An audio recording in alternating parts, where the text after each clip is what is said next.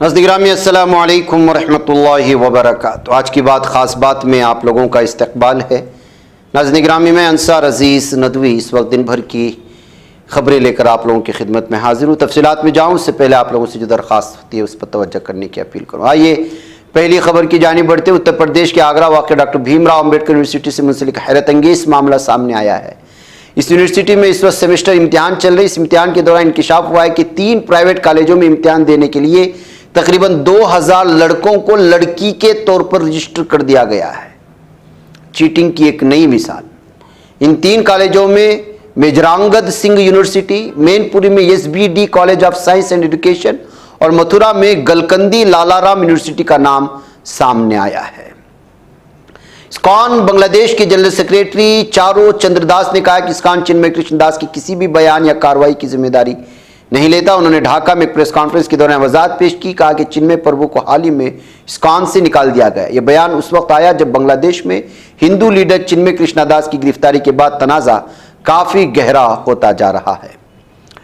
हेमंत सोरेन ने झारखंड के 14वें वजीर आला के तौर पर हलफ ले लिया। हलफ बर्दारी की तकरीब रांची के मशहूर मोरहाबादी मैदान में मुनक़िद हुई, जहां रियासती गवर्नर संतोष गंगवार ने उन्हें अहदा और राजदारी का हलफ दिलाया। इस मौके पर हेमंत सोरेन के वालिद और साबिक वज़ीर आला शिबू सोरेन, वालिदा रूपी सोरेन, कांग्रेस सदर मल्लिकार्जुन खड़गे, कायद हिज़्ब इख्तिलाफ राहुल गांधी, वज़ीर आला मगरबी बंगाल ममता बनर्जी, समाजवादी पार्टी के अखिलेश यादव, आम आदमी पार्टी के कन्वीनर अरविंद केजरीवाल, RJD के लीडर तेजस्वी यादव और दीगर अहम तरीन रहनुमा मौजूद थे।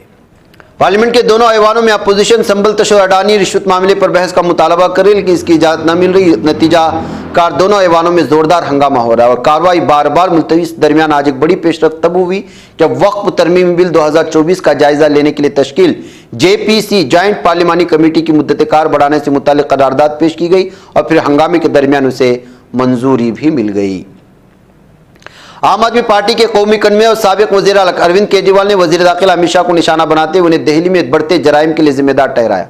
केजरीवाल ने आज यहाँ एक प्रेस कॉन्फ्रेंस में खिताब करते मुल्क की राजधानी की मौजूदा हालत को बेहद संगीन करार दिया।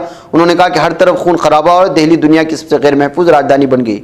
यहाँ के लोग दहशत और खौफ के माहौल में जीने पर मजबूर हैं।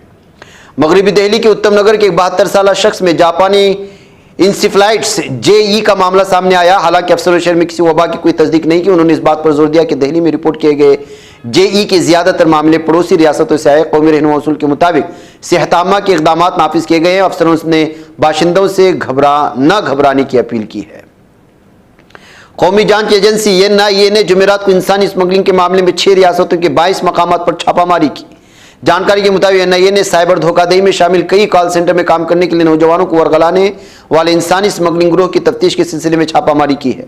अफसरों ने बताया कि छापामारी बिहार, उत्तर प्रदेश, दिल्ली समेत कई मकामात पर की जा रही है। बिहार के गोपालगंज में पुलिस के जरिए दर्ज किया गया मामला एक मुनज़्ज़म ग्रोह से जुड़ा है। ग्रोह नौकरी का झांसा देकर हिंदुस्तानी नौजवानों को बैरून मुल्क ले जाता है, उन्हें साइबर धोखाधड़ी में मुलव्वस फर्जी कॉल सेंटर में काम करने के लिए मजबूर करता है। NIA ने मकामी पुलिस से मामले को अपने हाथ में ले लिया। मुबैनतों पर मामला रियासत की सरहदों, मुमकिन बैनुल अक़वामी सतह पर मर्दों, ख़वातीन और बच्चों की स्मगलिंग से जुड़ा हुआ है। दिल्ली हाईकोर्ट ने मरकजी हुकूमत की तरफ से सेहत मंसूबे के तवस्सुत से माली मदद मंजूर न किए जाने की दिल्ली हुकूमत के रवैये पर सख्त हैरानी का इजहार किया है। बुध को chief justice Manmohan, justice Tushar Rao Gedela की बेंच ने कहा कि ये अजीब है कि दिल्ली हुकूमत मरकज की मदद कबूल नहीं कर रही, जबकि इसके पास अपने हेल्थ केयर सिस्टम के लिए कोई पैसा भी नहीं है। शिमाली मशरिकी रेलवे ने कहरे की वजह से 22 ट्रेनों को मनसूख कर दिया। ट्रेनें 1 दिसंबर से 28 फरवरी तक मनसूख रहेंगी। कुछ ट्रेनों के फेरों में कमी भी की गई है ताकि कहरे के दौरान ट्रेनों की महफूज तरीके से आमदोरफ्त हो सके। दिल्ली के बजवासन इलाके में एक सनसनीखेज वाक़या पेश आया जहां इंफोर्समेंट डायरेक्टरेट की टीम पर हमला किया गया। रिपोर्ट के मुताबिक ED की टीम साइबर क्राइम से मुताल्लिक PPYL cyber app fraud case की तफ्तीश के लिए की गई थी, जहां मुलजिम अशोक शर्मा और उसके अहले खाना ने टीम पर हमला कर दिया है।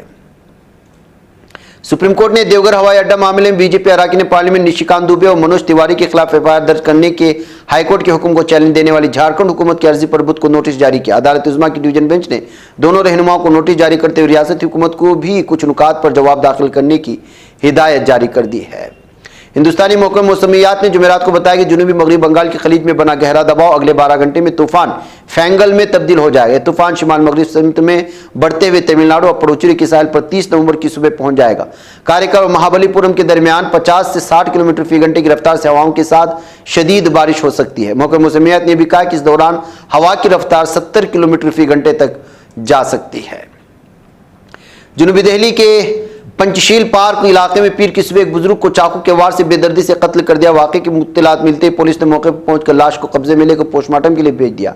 मामले की तफ्तीश शुरू कर दी है। मरने वाले की शिनाख्त 64 साल रोहित कुमार के तौर पर हुई, जो अपने छोटे बेटे के साथ घर में रहता था, जबकि बेटा दूसरे कमरे में आराम कर रहा था। 25 साल एयर इंडिया के पहले सृष्टि तिवल्ली मुंबई के अंधेरी ईस्ट में अपने घर में मुर्दा पाई गई है। 25 नवंबर को उनकी लाश उनके किराए के फ्लैट में लटकी हुई मिली। पुलिस की तफ्तीश से मालूम आया कि तोले ने अपने बॉयफ्रेंड के मुबैना खराब रवैये से तंग आकर खुदकुशी की। इस मामले में कार्रवाई करते पुलिस ने मुलजिम 27 साल बॉयफ्रेंड आदित्य पंडित को गिरफ्तार कर लिया है। रियासत गुजरात के लोथल में कदीम वादी सिंध वाक़ तहजीबी मकाम पर अफसोसनाक हादसा पेश आया। दरअसल 4 लोगों की एक टीम तहकीक के लिए गुजरात के लोथल पहुंची थी, जिसमें 2 IIT दिल्ली और 2 IIT गांधीनगर से थे। तहकीक के दौरान मिट्टी के नीचे दबने से एक मुहक्किक की मौत हो गई, जबकि दीगर 3 जख्मी हैं। जख्मी में से एक की हालत नाजुक है। मिट्टी तले दबकर मरने वाली मुहक्किक का नाम सुरभि वर्मा है, जिसकी उम्र 23 साल बताई जा रही है। इसराइल हिजबुल्लाह के दरमियान गुज़श्ता रोज जंगबंदी का माहिदा तय पाया था। अभी 24 घंटे भी नहीं हुए हैं कि इसराइल फौज ने 3 शहरों पर गोली की बारिश कर दी। लबनान सिक्योरिटी जराये के हवाले से जो खबरें सामने आई, इसमें बताया गया कि जंगबंदी नाफिज होने के एक दिन बाद ही इसराइली टैंकों ने लबनान की जुनूब मशरिक सरहद पर 3 शहरों को हदफ बनाया और अवाम को शहीद किया। इसराइल ने बैनुल-अक़वामी फौजदार अदालत की जानिब से वज़ीर आज़म बेंजामिन नेतन्याहू और साबिक़ वज़ीर दिफा योआव गैलेंट के वारंट गिरफ्तारी के खिलाफ अपील दायर कर दी है। शाम की शिमाली सूबे हलब के मगरिब में वाक़ दर्रात तदरीब के इस अजला पर रूसी जंगी तैयारों के हमलों में 12 शहरियों के हलाक होने और कम अज़ कम 30 अफराद के ज़ख्मी होने की खबरें आ रही हैं।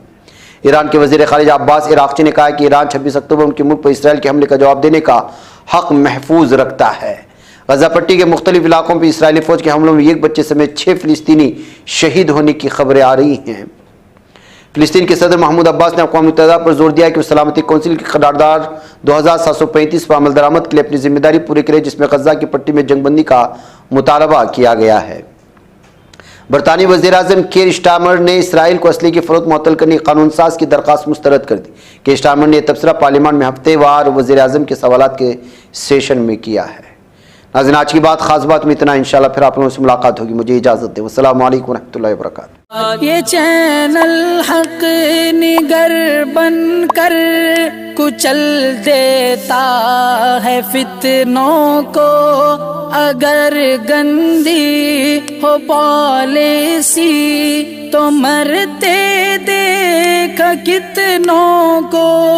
इसी बाजार में बिकते हुए देखा है सपनों को। सभी यकसां है ये पैगाम दो गैरों को अपनों को। वतन अहले वतन का है गुले बेखार सीधी बात।